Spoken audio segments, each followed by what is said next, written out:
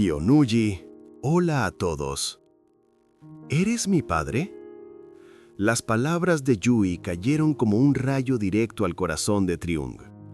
Su garganta se cerró, el mundo a su alrededor se volvió borroso y por un instante eterno recuperó la conciencia de todo lo que había perdido.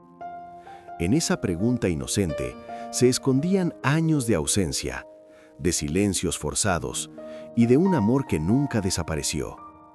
Triung sintió cómo los recuerdos regresaban uno a uno, acompañados de un dolor profundo y una culpa imposible de negar. Frente a él, ya no estaba solo un niño, sino el reflejo vivo de un pasado que exigía ser reconocido. La tarde se deslizaba lentamente hacia el ocaso, tiñendo el cielo de un color suave entre naranja y gris.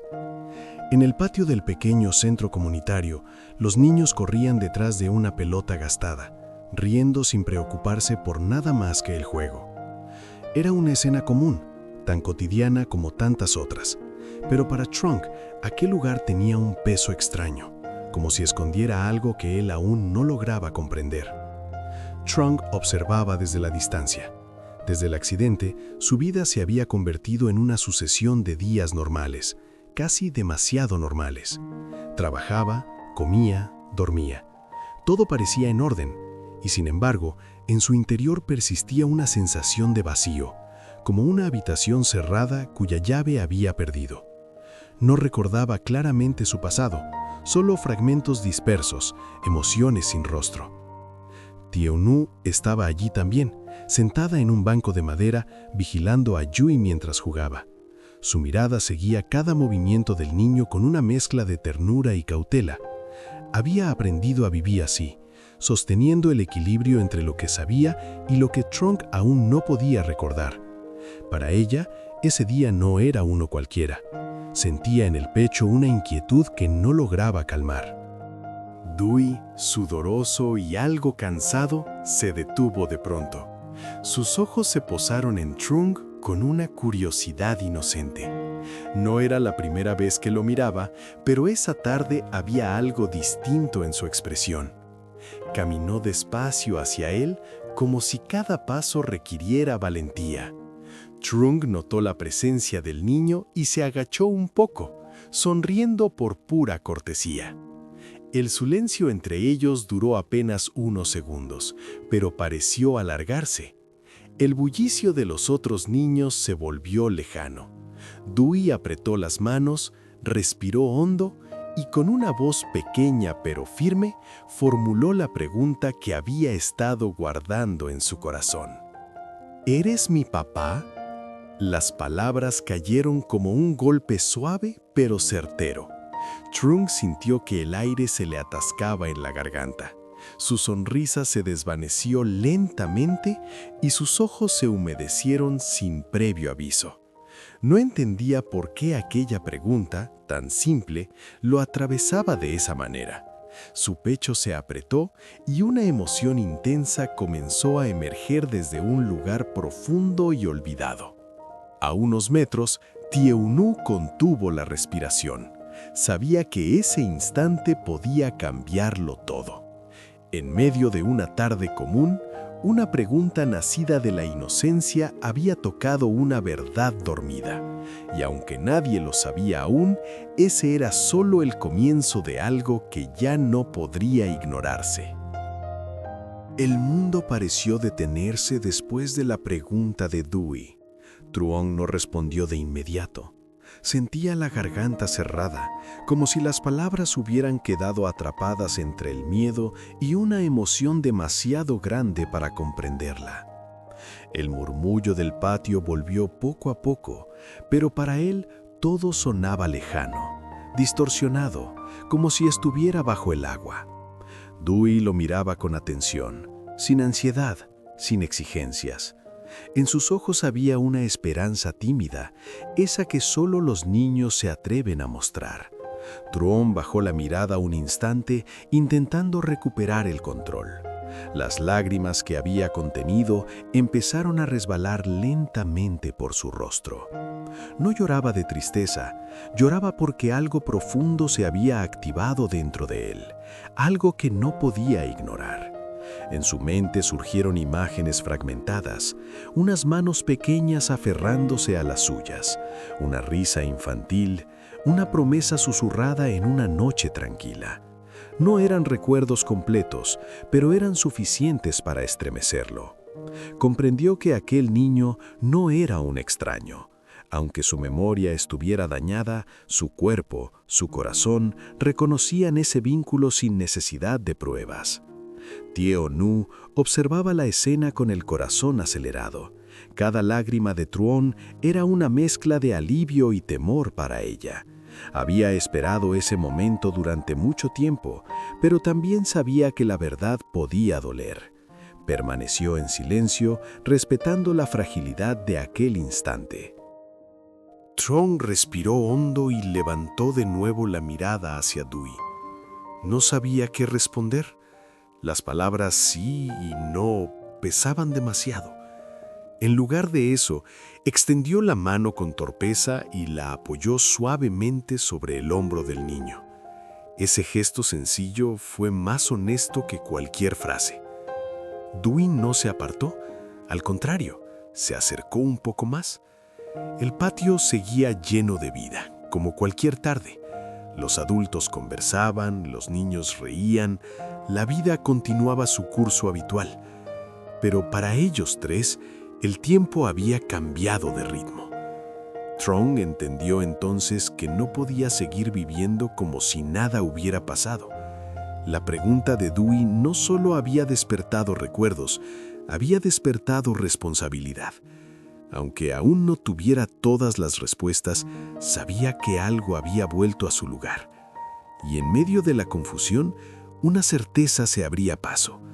Aquel niño había pronunciado las palabras exactas que necesitaba escuchar para empezar a regresar a sí mismo.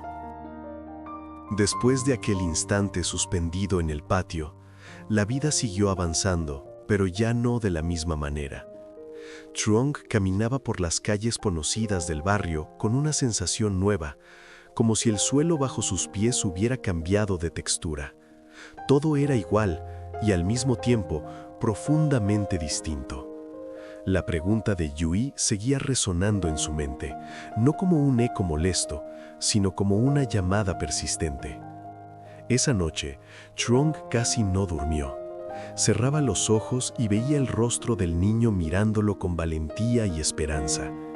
De pronto, los recuerdos comenzaron a insinuarse con más claridad. Una mano pequeña aferrada a su dedo, un cumpleaños sencillo, una risa que llenaba la casa. No podía ordenar esas imágenes ni saber cuándo habían ocurrido, pero sentía que le pertenecían.